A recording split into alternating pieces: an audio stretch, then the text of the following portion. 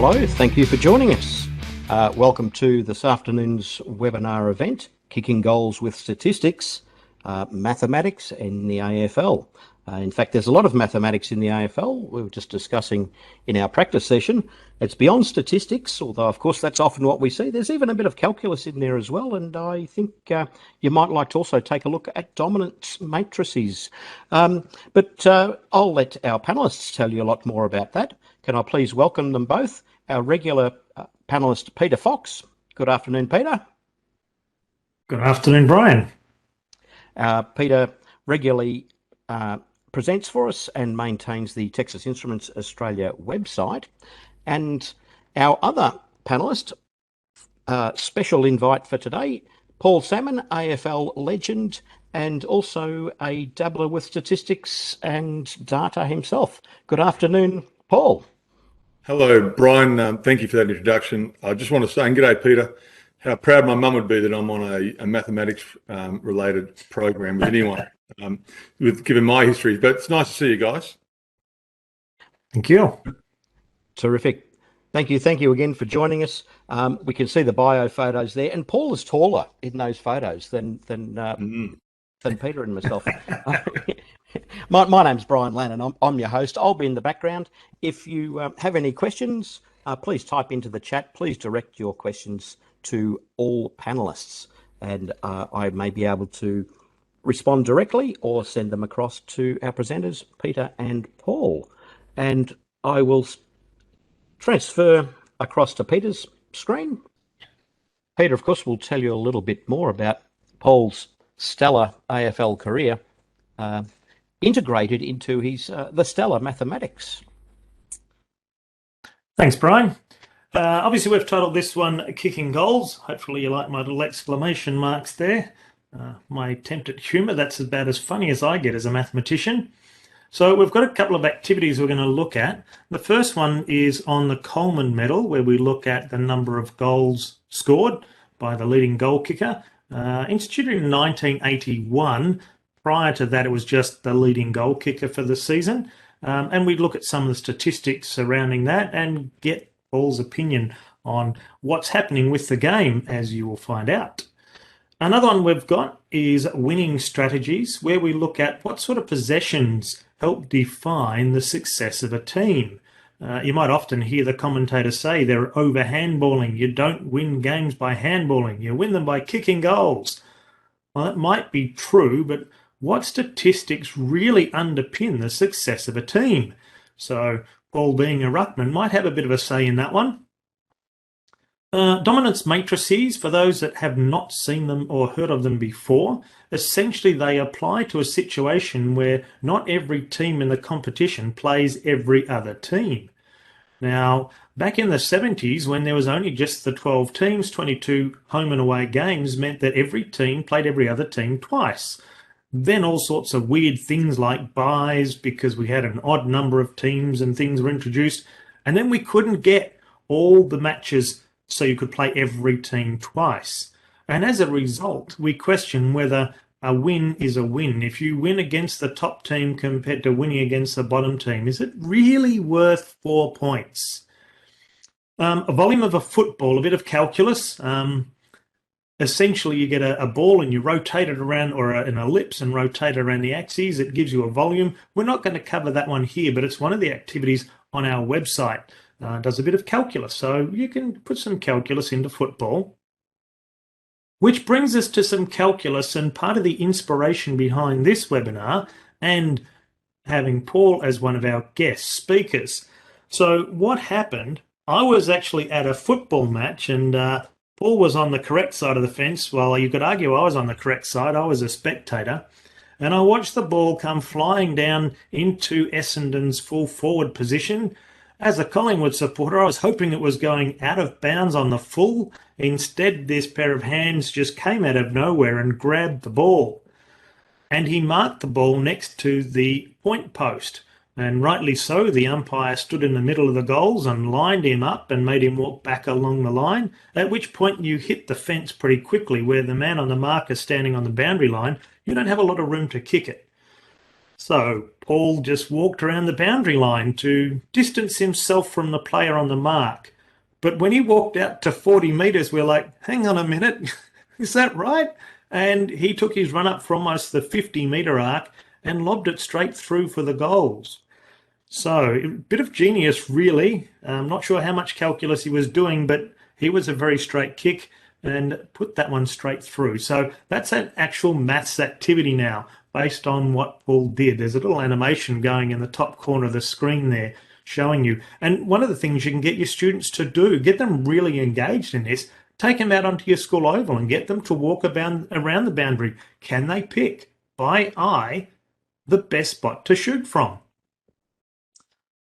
So the first one we're going to look at is the Coleman Medal. But before I get on to the Coleman Medal, when I first contacted Paul and said, would you be able to come on this webinar because you've inspired this maths activity? When I spoke to him, he said, I think maybe you're being a bit generous with how you remember me. And I said, well, hang on a minute. Let me just check. I've got it written down, some of the things that Paul achieved in his career. Now, he's probably going to shake his head and go, oh dear, what's going on? But he started his career in 1983. Am I right, Paul? You are, yes. Yes, and in 1984, you managed to kick 63 goals in just 13 games. That would have put you on track for a 100-plus goal season. Unfortunately, however, you ended up injuring your knee. And you made a comeback, I believe, the following year, 1985, and went on to kick 6 goals in a winning grand final team where you absolutely crushed Hawthorn 170 to 92. I'm guessing that's pretty well etched in your memory. Yes. And despite some ongoing soft tissue injuries and a dual role as ruck and full forward, you ended up leading the Essendon goal kicking for 7 times, as I checked up. Pretty impressive. But as a Collingwood supporter, I will respectfully leave out the 1990 grand final, where you were responsible for half the team's goals. But in 1992, you became vice-captain at Essendon, and in 1993, you kicked 5 goals in another winning grand final, this time over Carlton, which as a Collingwood supporter, I was pretty happy about. And at the young, tender age of 31, and a massive frame, is it 206 centimetres? Is that correct? Right, yeah, 205, 6. Maybe when I stand up straight, 206. Your career wasn't quite done. Instead, you moved to Hawthorn and continued to play from 96 to 2000. I believe you were their best and fairest in 96 and 97. Also selected as All-Australian Ruck. And in 1998 was also the Hawthorn vice-captain and won the Michael Tuck Medal. And then upon retiring, you were also in Hawthorn's Team of the Century, but still not done. In 2002, you came back and did another 15 games at the tender age of 37 with Essendon for a total of 324 games, putting you in the top 50 all-time game record as well. And deservedly in 2016 inducted into the AFL Hall of Fame.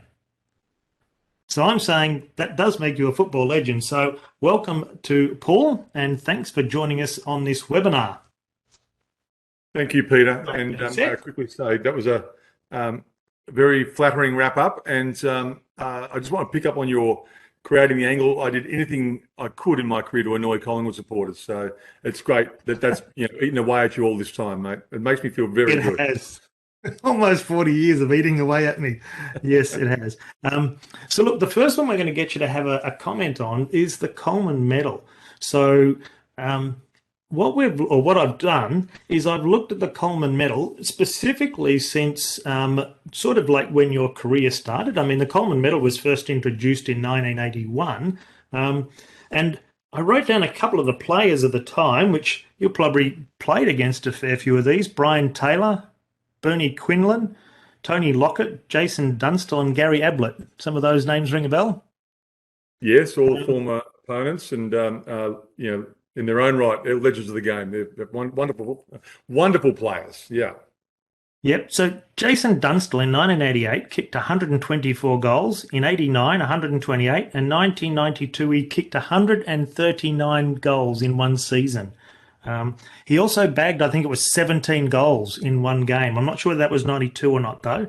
And then I thought he was a bit hard done by. In 1993, he kicked 129 goals, but was runner-up because he was beaten by Gary Ablett. And then again in 94, he kicked 101 goals. But now, Lance Franklin was the last one to achieve that the ton of 100 goals, and that was back in 2008, I wrote down here. Other than that, there's been kind of like a downhill trend in the number of goals. So I'm keen to get your perspective, particularly considering you played up forward for a while. What's changed about the game that you think has perhaps caused a decline in the goal scoring, well, the position as full forward? And do you think it's necessarily a bad thing? Look, the game evolves really quickly, and it evolves out of necessity. I think from a key forwards perspective, we've had some wonderful key forward combinations in the past 20 years. You think of Matthew Lloyd and Scott Lucas. You might think of Brad Shaw and big Jonathan Brown at Brisbane Lions. And there's a number of them. So they've been there. But what coaches realised throughout the 90s was even with these great champion full forwards at kicking lots of goals, it didn't ever guarantee them success. In fact, there's rarely, not often, and I'll say rarely because I'm being bold here, do you see a Coleman Medal winning full forward also a part of a premiership team that same year? So there's some really strong messages from the ground to the coach's box that suggest that they needed to spread the load. So, dare I be bold and say that, spreading the load means taking out of the hands of one key player and spreading it amongst the six forwards and obviously pressing forward midfielders. So, there are a greater weight of numbers for the opposition to be concerned about.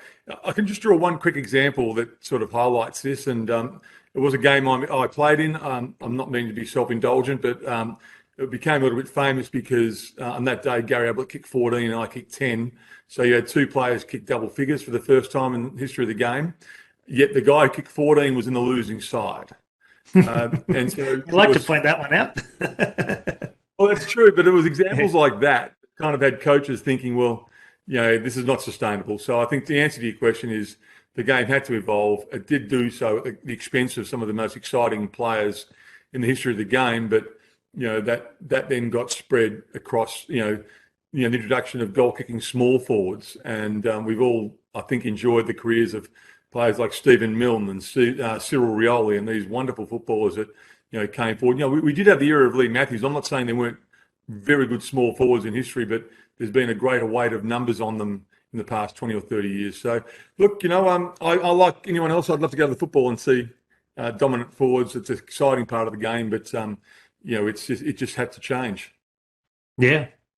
So what I've got here, you might be interested in this. This is one of the things that they do in mathematics now. So it's an AFL activity. And the idea is that we actually look at, and I've taken the data from, 1983 onwards when Bernie Quinlan won with 106 goals. So what we do is we look at if there's some sort of a trend in that data.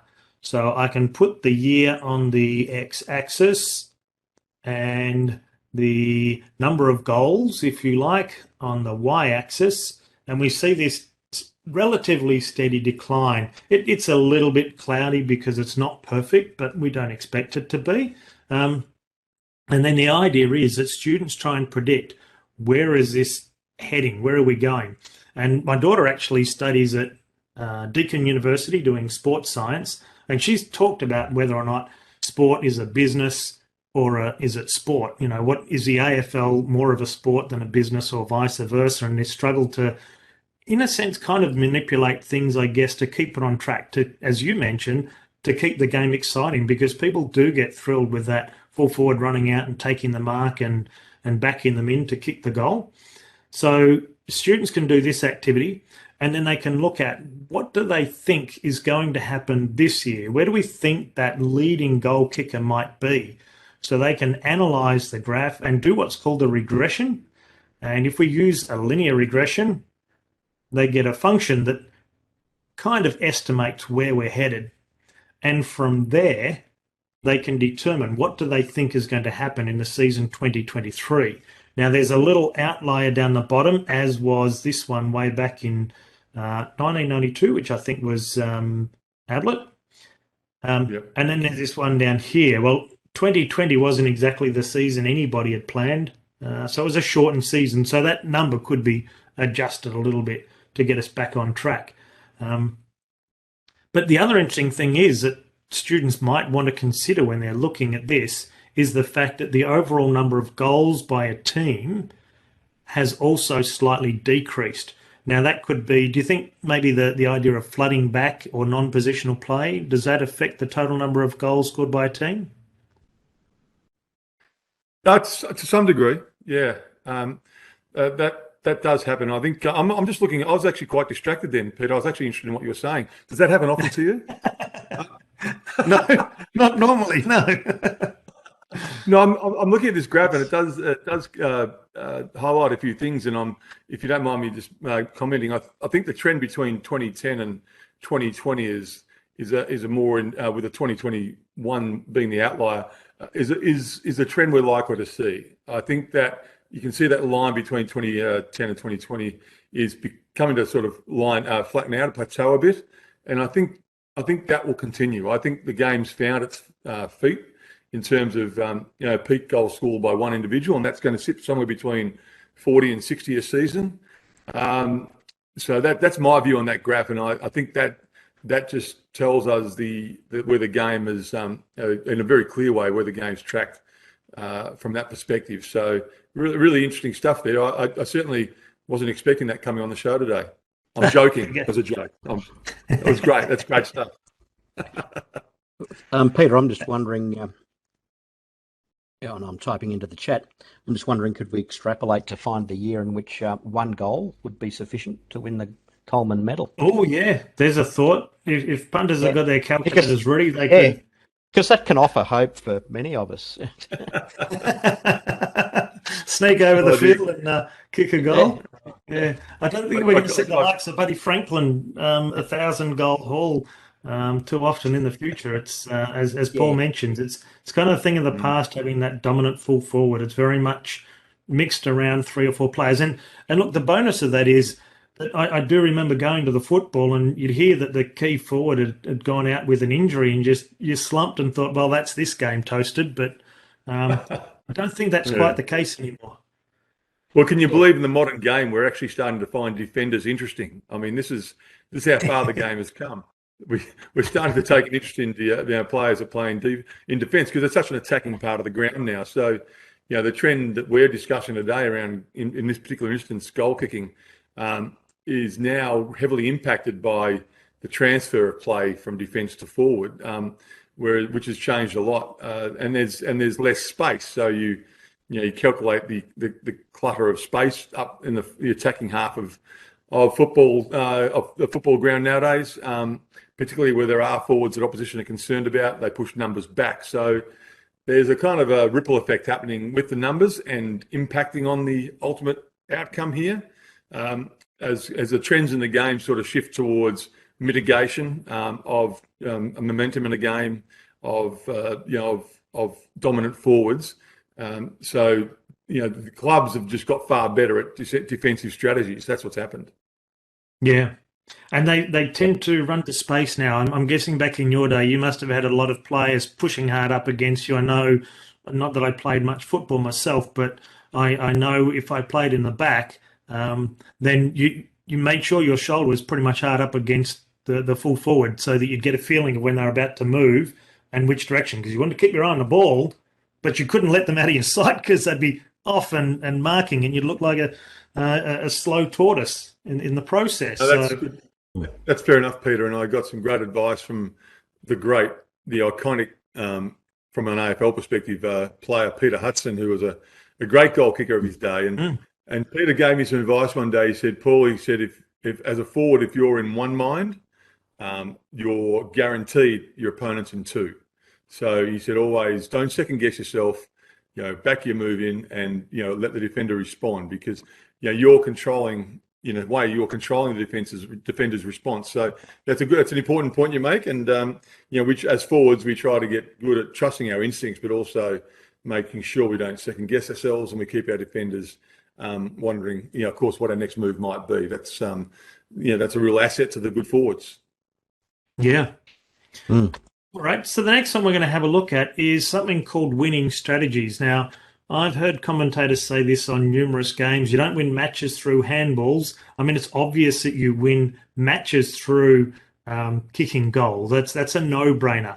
But what we're interested in is perhaps also your thoughts on what do you think are the key statistics. So what I've got is a whole bunch of data, and that's from a 2016 season and also the 2017 season, whereby we can look at a team's final position on the ladder and plot it against any statistic. Now, I know straight away your comment would probably be somewhere along the lines, well, it's not just one thing, but if you had to pick one, and I'll give you some ideas, and obviously goals would be an obvious one, but here's our options. We've got kicks, we've got handballs, we've got bounces, marks, and I think that's marks inside. Yes, it's marks inside 50. I can see it just at the bottom of the screen.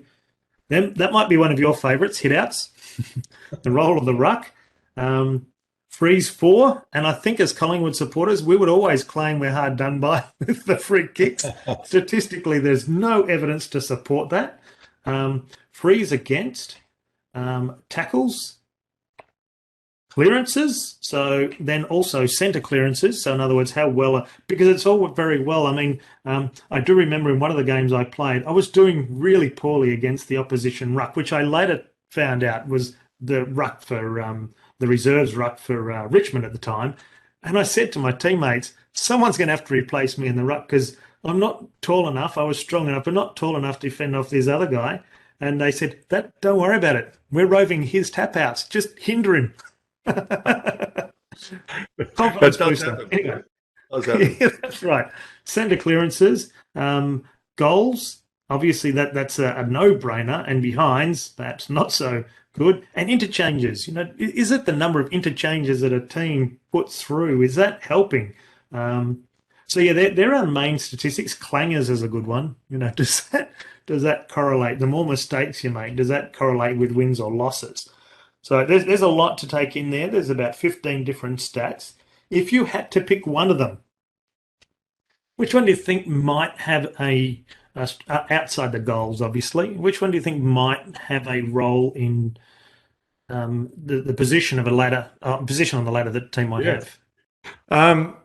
No, it's an interesting question. I'm not sure that it's as clear cut as what I'm going to put it, but I think you'll notice when in the clearances column, the number one side has had the greater number of clearances in a season from what we can see there. And I think with a team that's very good at clearing the ball from congestion, which is a set piece, like a boundary throw in, a ball up around the ground, or a centre bounce, sides that are well drilled from a systems perspective, so they understand the area in which the ruckman's trying to manoeuvre the ball, the space and the lanes he's trying to create for his teammates, and the ground level players are very disciplined at making sure they play their role and get into the spots at the right time. So for me, clearances are a really good indicator, but not the definitive indicator, because you're also looking at you look at handballs. And I'll just use that as an example. Just because you've had a truckload of handballs doesn't mean you're a great side. I mean, obviously, sides who have a lot of handball side are sometimes teams that have been placed under enormous pressure. So they haven't got time to deliver the ball by foot. So they've had to increase the handball count. Sometimes higher handball count is a consequence of sides that are moving the ball very well and able to overlap the opposition with constructive handball, good handball, and they're using it as a weapon. So there's all these different scenarios for use of handball that often aren't taken into account. We can't look at tackles because a good tackling side might mean a side that's second to the ball and losing badly. Yes, so, yeah, I always look at that one. I think that's hilarious where they say, oh, they were down on tackles. Well, if you've got the ball most of the game, you're not going to be tackling that often. Yeah, so you can go. I don't want to go through each line, but look, all have their role to play. But I always felt that momentum is harnessed and shifted from clearances. So at stoppages, so you can dictate the pace of a game by the way you execute at these stoppages. and clearance has become very important as a consequence of that. So as a ruckman and a null forward, I've got a perspective from both. I mean, forwards will say that, it's inside 50 marks and goals that will, make the difference. Well, you've got to get it in there first. And sometimes the game calls for a shift of tempo, and you've got to have great teams have players on their team that can shift tempo in a game. And it's not always there for the naked eye to see from a supporter perspective, but we know what our role is, and the great players can identify the right time to fill that hole in the ground. It's not always about having the ball in your hands. So sometimes indulge me for 30 seconds longer, but if I've got a ruckman coming to me for advice, the first thing I don't teach them how to jump at an opponent in the centre bounce or how to hold their ground at a boundary throw in. I teach them about positioning around the ground, because from a big man's perspective, eyes will always be drawn to you because you're very visual. So you want to put yourself in spots where you're discouraging the opposition from accessing. So sometimes your best work is done without the ball in your hands. So there's all these quirks of the game that fans aren't often wise to. And it might see a guy that's had low numbers on a stat sheet, but been very influential in a game. So this is the thing that players enjoy, part of the game, because the role play. But coming back to your specific question, and I know I've been long-winded on it, I apologise for that, but clearances to me are a strong indicator of success in a team. It's cohesion, it's understanding, and it's certainly a measure of a well-drilled side that knows what they're out there to do and what they're trying to execute. So, but it's not the be-all and end-all, but it's the closest I can get today. Yeah, well, I think you've probably nailed it. And I'm not going to give the whole activity away because that's up to the teachers and the students to find out. But believe it or not, clearances does have one of the strongest correlations. So well picked. I also want to pick up on what you said, and I agree 100%. And this is me as a Collingwood supporter, when Dermot Burton came across to Collingwood, I don't think it's any coincidence that was when Severio Rocker had his best seasons. And that was exactly as you said, because the opposition were very wary of where Dermot Burton was running. And he was able to lead out one way, which all of a sudden left a large part of the forward line open for, as you say, the big man to run out there. And he was taking marks left, right and centre. And it was because Dermot Burton was just working as a good distractor. Yeah, look, your career's over when you're a decoy. I don't think Dermot's listening, so I don't think he's going to take offence. No, Dermot would know exactly what I'm talking about, because it's not a bad thing, but you set yourself up. Sometimes your role is to play that decoy role. I played a kind of decoy role in one of my last games at Essendon before I went to Hawthorn, and because the fans weren't aware of my role, I got booed off by my own fans. So it's kind of a frustration, but also a reality of the game we play, that sometimes you're asked to do things that are counterintuitive, but they end up getting the result you're after. So we have to wear it. But I remember the circumstance you're talking about, and Dermot was wonderful. He was so sacrificial that year, and it takes a lot for a champion like Dermot Burton to be able to say, look, I'm going to put another guy's interest and the team's interest well ahead of mine. I think that said a lot about him. And you do see that a lot, and it's the danger of having the stats on a specific player as paramount, because I've watched plenty of games where you then look at the stat sheet afterwards and say, gee, that player didn't have a particularly strong role today. They sort of faded out into nothing, even though the team won. But the reality was the opposition was double teaming them the whole day, which then allowed other players to come into the fray. So you're right, it's kind of a sacrificial role that someone can play, even when they are on form. Yeah, very quickly had it the other way around too. We'd have dominant defenders, back pockets that were just carving teams up, like players like Gavin Wanganeen back in the day.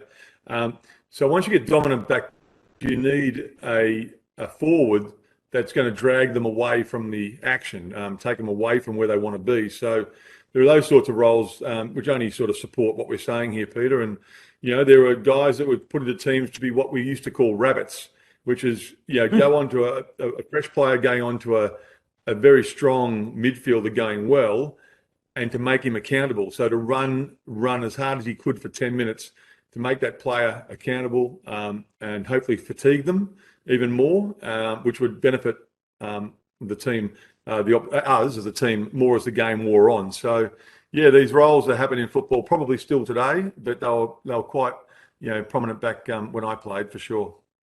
So just as an insider, because obviously the people watching this webinar, the teachers and students, and we've got schools that are just joining as a faculty, so the whole faculty is probably listening in, probably some of them just to try and improve their footy tipping for the year. But as a question for you as a player, was the statistics shared with you much, as in the role of any of that, or were you very aware of it being analysed while you were playing? There was the 80s was an era where we were turning professional. We're getting a lot more insight into the stats, and particularly Kevin Sheedy was a student of the game, the mad scientist, I suppose you could say. So he had a passion for it. It was a change of eras. So as a young player, I was absorbing it. I had older teammates going, I just want to go home and rest after a long day plumbing and then coming to train. It was a shift. And then in the 90s, we got into sports science a lot more. We certainly got into statistics a lot more, analysing the opposition, their strengths, their weaknesses. So it evolved to the point now where the guys do a power of work in this space, and they study the form like you would a horse, I suppose. But there's a lot of variables, and I know I hope I'm not going to embarrass myself, but I know maths is full of variables. And I think in the game of football, there are so many variables, whether it be the weather, the shape of the ball, the health, the condition of the team, the form lines of the team, that you just can't go out onto a football field and expect it's going to play out like it, you've seen on the stat sheets. And you've really got to play it on its merits, but have an acute awareness of what could potentially happen. And if it does happen, what do you do to counterbalance that? So there's all these, dare I say it, equations in a player's mind as they're playing the game. And I used to say, when I left Essendon, I went to play at Hawthorn, and we used our home ground was Waverley. Now, Waverley Park was obviously the biggest ground in the competition. It was a monstrous ground to play on, and I got told as an older player in my 30s that it wouldn't be good for me to play on Waverley Park, and I got told that by legendary coaches of the game. I thought differently, because I thought if I was going to succeed as a ruckman, I'd have to use my game smarts to do that. So I used Waverley as an angles game. I worked angles on Waverley all the time. So it was about using the right angles to get from A to B as quickly as I could and most efficiently, because I knew I'd have to do most of the ruck work for Hawthorn. There wasn't any sort of relief for me. So rather than running straight lines from one end of the ground to the other, from the goal square or from the centre of the ground to the goal square, for me it was working angles on the ground to make sure I presented myself to the vision of the opposition ball carrier, and to make sure I got into the position I need to be in the most efficient manner. So, this is the equation that's always going through. Well, certainly always going through my mind, and I'm sure today the modern player also has these sorts of challenges. Yeah, for sure. Just wrapping up on this one. One of the things, so I really pushed Paul to pick a single statistic rather, but the reality is you can get a really good correlation, like we did before with the Coleman Medal. You can get a really good correlation if you decide to weight some of them. So in the activity, students decide what weighting do they want to give to this particular statistic, and they get to choose 3 or 4 of them. And you can get a remarkably good correlation, but certainly, as Paul says, even though it sort of predicts overall season success, the reality is on game day that once they run out over that white line, the results can be very different because there are so many variables. In fact, the AFL has got so many statistics on it. It's one of the most studied games with respect to statistics. But again, as Paul mentioned, with the number of variables, it's really hard to pinpoint any single thing because it's such a complex game. It's not like table tennis where you've got spin, you've got speed, and a couple of different angles playing in there. There are just so many variables, right down to even a player's mindset, how they're approaching the game.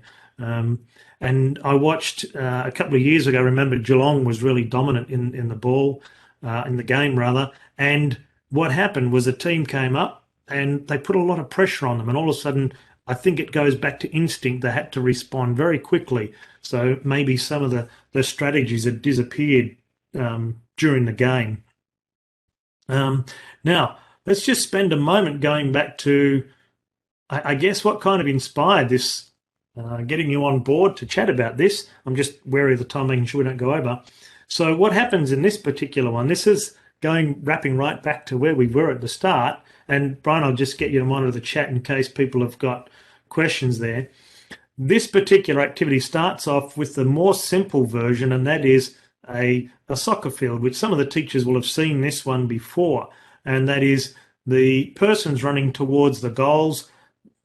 Peculiarly, they're running in a straight line, because in mathematics, we do try and simplify things so that the equations are not as complicated as what they would be, because the reality is a player does not run in a straight line. They'll run in some sort of a curve or weave around, and they very rarely get clear space between them and the goal. That's usually the indicator that it's time to take the kick. But you can see that the shooting angle changes depending on where they are. And even furthermore, we've simplified it by not even giving any priority to the accuracy given that distance. So at 35 or 36 metres out from goal, we're saying they're just as accurate as what they are at 20 metres out from goal, which we know is not true. But once we start to include those things, the mathematics gets just too complicated for the high school role. And here's what we see is a graph that shows that there is a position on the field that provides that optimum shooting angle. The reality is the player tends to shoot in a range of angles. So in other words, over a range of positions, as Paul did when he was kicking for goal, would have just lined it up visually and said, this looks like about the best spot, and presumably a comfortable shooting distance away. And that's when there's the calculus for you, just in case you want to see any maths that send shivers down your spine, Paul. Some calculus and some solving of equations and a nice little quadratic in there as well. What was that, sorry? I'm getting a little twitchy watching this. You know? Wow. So then here's your situation. And this was done on the MCG. So I grabbed the measurements and dimensions for the MCG. It's almost a perfect ellipse. We call it an oval in football, but it's almost a perfect ellipse, which means there's actually two focal points on the ground. So Paul marked it all the way down here near the point post, and as it says there, about a 0 degree shooting angle, which means, as the commentators would say, you can't see daylight. Now I've got you walking along the boundary line as opposed to the fence line, but it's near enough to the same thing. And you'll see this shooting angle, and this is what's remarkable. This just blows my mind, that angle, that error margin that you've got there is only 3 degrees, and you're able to kick it dead straight through that. Further in, it starts to drop off. So we get down under the 2 degrees if we're really close. If you keep on going further out, what happens is the nature of the distance effectively narrows that angle off. Now, I remind you, you went to about the 40-metre arc, and this white line is our 50-metre arc. And at 50 metres, we're about 2.81 degrees. And it holds that until you're about 40 metres out, which is where you launched the ball. So you pretty much nailed it, which is pretty impressive. So that's the activity students do. They don't just drag it around. They have to get the actual spot on the ground. But the reality is, you know, within 5 or 6 metres, your angle's almost exactly the same. So remarkable bit of maths you did in your head.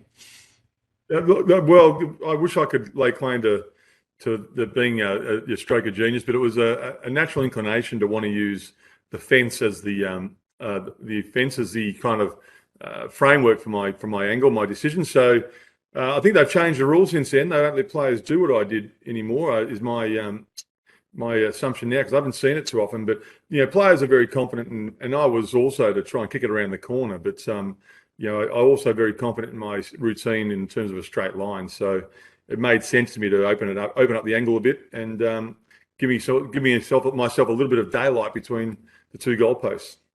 Yeah. Well, look, the thing that I notice is that players don't mind that shot, and we see a lot more of it nowadays, kicking near that point post there, is that they do that run around, and the banana kick is far more common, I think, than what it used to be.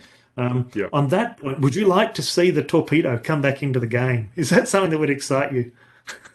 Well, yeah, I'd like to think we haven't lost it. It's not a weapon in the game anymore. I mean, obviously, you know, we haven't seen much of it since Dustin Fletcher retired. Dustin used it a fair bit out of defence, out of the goal square, kicking in from full back.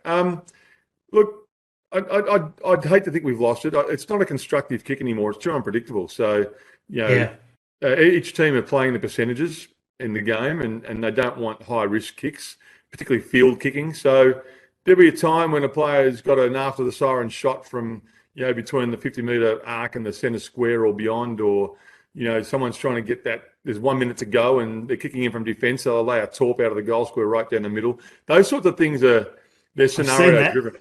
Yeah, well, they're scenario driven, and so I don't think we've lost it. It's just like, unlike the 50s and 60s, of course, the drop punt hadn't been mastered at that stage, and it wasn't trusted, believe it or not. Even Peter Hudson used to kick old torps and tumblers, and very accurately. So, we haven't lost it. We just won't see as much of it as we used to. But there'll be times when it'll be wheeled out, and I think it's a lot of fun to wait and see just how it goes, because it's even today it's a high risk kick. It can be quite embarrassing for the guy trying to execute it. Well, there's two stories on that one. One, you pointed about kicking from the goal square. I do remember, and I'm very confident this one was out at Arden Street. And I'm going to sort of throw my age out there. I'm pretty confident it was Malcolm Blight that was kicking it too, by the way. And he'd taken a mark in the goal square, in the centre square rather, and the siren sounded. So he goes back on the mark, and we're all thinking, you've got to be joking, right? But he had a pretty good tailwind. And he launched into a torpedo and sailed straight through the goals. We just couldn't believe it. It was a massive kick. It's a famous kick. It's a famous kick, Peter. It was taken on from the wing, like just between wing and half forward, and it was a monster kick, a monster torp. And a guy named I think it was Jeff Ferring, St Kilda, kicked a goal from the centre circle down in St Kilda at Moorabbin back in the day. So torps were practice at training back in the 70s, 80s. We kicked them at training all the time. So there was a confidence level to use them in a game. I think the players now practice them maybe during junk time of training, so after the formal training session's over. But it's not a skill that's a high priority anymore, sadly. One that I'd like to see introduced in the game, when I was at school, and as I said, I wasn't a big footballer myself in terms of playing. I wasn't very reliable, but we had this area in the school where there was a roof overhead. So on the days when it was raining and we didn't want to get muddy and wet to go into the last two periods at school, we would go into this area where there was a roof over the top. And I'd say, thinking about it, the roof probably wasn't any taller than about 6 metres high. So it didn't give you a lot of room to kick a drop punt. So we established this new kicking style, which was a low trajectory torpedo. Oh. And it would barely go above head height. And let me tell you didn't want to stand in front of them when you're trying to catch it, because if you slipped, you got smacked in the noggin with it. They were lethal kicks. Those low trajectory torpedoes are lethal. You don't want to be on the end of them. In fact, that's how we used to warm up. We used to warm up 10 metres apart or 5 metres apart and kick the ball as hard as we could in a torpedo or tumbler kind of way to make our hands sharp at the other end. So, if you can mark one of those from 5 metres away, kick it full force, you can go out in the ground and, theoretically at least, mark a drop punt from 40 metres. So, I wouldn't want to be any more. My reflexes are so slow now that I'd be seriously hurt if one of those came at me. Yeah. Now, one thing, I'm just watching the time because we're going to have to wrap up shortly. I wanted to mention a little bit earlier, but it's been great chatting to you about the different game strategies and all those sorts of things. But one thing I wanted to ask you, we have this thing called a mood ring, and I noticed when I was trying to track you down that you've got this. I'm going to call it, you're in the STEM field, which is looking at data and so on about mood. Did you want to tell us a bit about what you're doing nowadays? Look, yeah, thank you. I've developed an emotional health platform called Mood Flex. That's flex without the E, really kind of clever branding that. And what we're trying to do is essentially reposition mood out of the mental health space. We think it's a very powerful resource that we all have as individuals, and particularly in a world where, a lot of displaced workforce, hybrid workforce, people working from home a lot more. But to do that, we need to create something that's highly engaging. So what we've done is use our partners at Deakin University. My wife is the director of the Institute of Physical Activity and Nutrition at Deakin Uni. So we've got great friends out there in the SEED Institute as well. So we developed a platform which does a couple of very unique things, and one of those is mood in context and analysis. So we not only take the mood input, but we look at that against context, lifestyle and environmental contexts like light, weather, movement, sedentary time. So we start to get patterns and interesting patterns and trends over time on that, and how that applies to performance, productivity, and well-being. So, the people, it's fully anonymous, but they get some really insightful dashboards around why they might be feeling that certain way. It aids in self-regulation of the individual. We did some really exciting trials in schools, but because of COVID, it made me sort of detour to the enterprise space more so lately. But I'll track back to schools because we're finding some wonderful things about children. We've got to do a lot more in the preventative data space. We spend too much time, trying to, and we've got very important roles to play in terms of fixing people and helping people with mental health conditions. But, it's much more exciting to look, from my perspective, to look at how we, prevent them ever getting there to these escalated issues. So in classrooms, we're inviting students to input how they're feeling anytime they wanted to, totally, fully discretionary. We had some other cool kind of functionality on these devices. But while they were doing that, we were taking data from the ambient temperature in the classroom, the light from where they were standing, the socialization, who they're working with, a whole bunch of other things. And we'll be able to inform the teacher, around these patterns and insights that we're getting and trends that we're getting. And a quick example was one student that input anxious 8 times in 4 weeks, but we're able to pinpoint that down to the time of day, of course, and intervene, of course, because they were having issues around lunchtime. So now the teacher can get well ahead of the curve in terms of addressing the challenges that students have.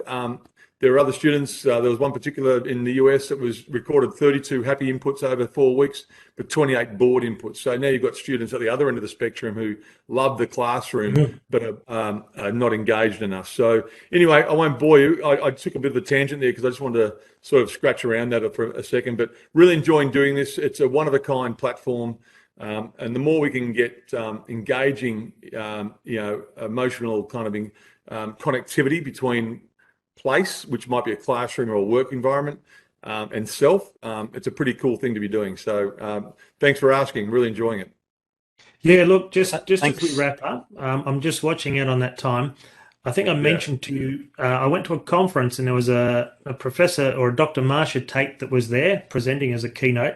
And she put this scenario forward, and we all thought she must have lost the plot. She talked about, now, I don't know how much of it's a synthetic environment, but she talks about this place where all these retirees are. Now, she does come from Florida, or she was in Florida at the time, and all these retirees live there. The families come down on the weekend, they have a great time, but unfortunately there's only one road out of town, and there's a sharp bend on it. And every weekend, as all the family members are going home, there's these car accidents. People go off the edge of the cliff. And so the local residents in this hypothetical city or town sort of say, well, what can we do to reduce the number of people dying as they go off this cliff? And they came up with this stroke of genius, and that is put the ambulance at the bottom of the hill so we can get to the hospital faster. Thinking, what sort of a stupid idea is that? And then she said, well, hang on a minute. Let's change the scenario. So you've got a child that's coming into your class, and you know that they may or may not fall off the rails at some time. So you put a telephone in the classroom, or have the coordinators in the room next door so you can get them out faster. And we've all gone, oh yeah, we are silly, aren't we?